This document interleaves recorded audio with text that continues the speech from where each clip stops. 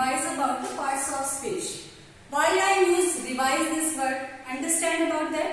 Because we learned in the previous class about this topic, parts of speech. Many students are here from Hindi medium school, so I also use Hindi कि ताकि सबको समझ में आ जाए अच्छे से.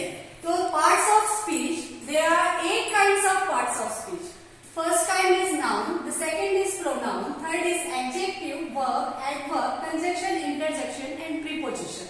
तो अभी हम लोगों ने प्रीवियस क्लास में जो पढ़ा था नाउन के बारे में. Noun, it is very clear. Noun the meaning of name. Noun the meaning of name. कोई भी अपने दिमाग में कंफ्यूजन नहीं रखना है.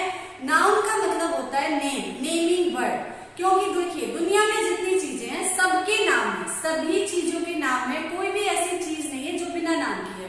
उसका नाम जैसे फैन है, उसको कूलर कहते हैं, विंडो कहते हैं, डोर कहते हैं, इसे मार्कर कहते हैं, इसे व्हाइट बोर्ड कहते हैं. तो सभी चीजों के नाम हो, चाहे वो जानवरों के नाम हो, चाहे वो जगह के नाम हो, तो सभी चीजों के नाम होते हैं और ये नाम ही हमारे नाउन कहलाते हैं. क्या कहलाते हैं? नाउन कहलाते हैं. अब there are 5 kinds of noun: common noun, proper noun, collective noun, abstract noun and material noun. इसके बारे में भी मैंने आपको प्रीवियस क्लास में समझा दिया है. कॉमन नाउन जो हमें कॉमन चीजों के बारे में बताता है, जैसे गर्ल, बॉय, ट्री. और प्रॉपर नाउन जो हमें स्पेशल चीजों के बारे में बताता है, जैसे गर्ल में स्पेशल गर्ल का नाम लिया जाए, अंजलि हो गया, रिया हो गया. बॉय में आशीष, रोनी. ऐसे स्पेशल नाम जो बताता है वो आपका प्रॉपरली जो बता रहा है वो प्रॉपर नाउन.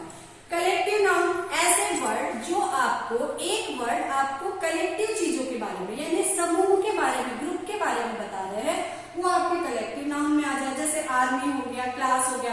अब एक बच्चों की तो क्लास हो नहीं सकती है, एक सोल्जर की आर्मी हो नहीं सकती. तो आर्मी जो वर्ड है वो आर्मी वर्ड ही बता रहा है कि many soldiers in this group. Okay. फिर यहाँ पे एब्स्ट्रैक्ट नाउन आता है. एब्स्ट्रैक्ट नाउन जो आपकी भावनाओं को बताता है, जैसे आप खुश हो रहे हैं, दुखी हो रहे हैं, हैप्पी, सैड, ये सब भी ये भी नाम ही है ना. तो ये भावनाओं के जो नाम होते हैं वो एब्स्ट्रैक्ट नाउन में आते हैं. उसके बाद आपका मटेरियल नाउन.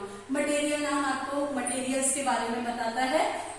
ये सब चीजें मैंने प्रीवियस क्लास में बता रखी है. अब जैसे कि मैं आप लोगों को सेंटेंस एक बोल रही हूँ एग्जाम्पल के तौर पे, एंड मैं बोलूंगी कि identify the noun in this sentence. Okay. Ram is a good boy. How many children reply this answer? तो इसमें ऐसा है कि Ram is a good boy. इसमें 2 टाइप के नाउन आ रहे हैं, एक राम आ रहा है, एक बॉय आ रहा है. यानी कि एक आपका कॉमन नाउन आ रहा है, एक प्रॉपर नाउन आ रहा है. प्रोनाउन. प्रोनाउन को हम लोग हिंदी में सर्वनाम कहते हैं. The Hindi meaning of pronoun is सर्वनाम. सर्वनाम that type of word that use the place of noun. Use the place of noun. देखिए मैं आप लोगों को ज्यादा वो प्रेशर करके बोल रही हूँ. Use the place of noun यानी कि नाउन की जगह पे जो शब्दों का यूज किया जाता है वो आपका प्रोनाउन कहलाता है. अब ये समझ जाइए इसमें, जैसे आपकी क्लास में एक बच्चा है, बहुत अच्छा बच्चा है, उसका नाम रोनित है. तो मैं कहूंगी रोनित अच्छा बच्चा है, रोनित क्लास में मस्ती नहीं करता है, रोनित अपना होमवर्क करता है ना. तो अब लोग बार बार रोनित का यूज तो कर नहीं सकते हैं आम बोलचाल की भाषा में. तो हम लोग क्या कहेंगे? रोनित अच्छा बच्चा है, वह क्लास में शांत बैठता है, वह अपना होमवर्क समय से पूरा करता है. तो रोनित के प्लेस पे मैंने कौन सा वर्ड यूज किया? वह. तो वह जो है हिंदी में, इंग्लिश में इसे कहेंगे ही या शी.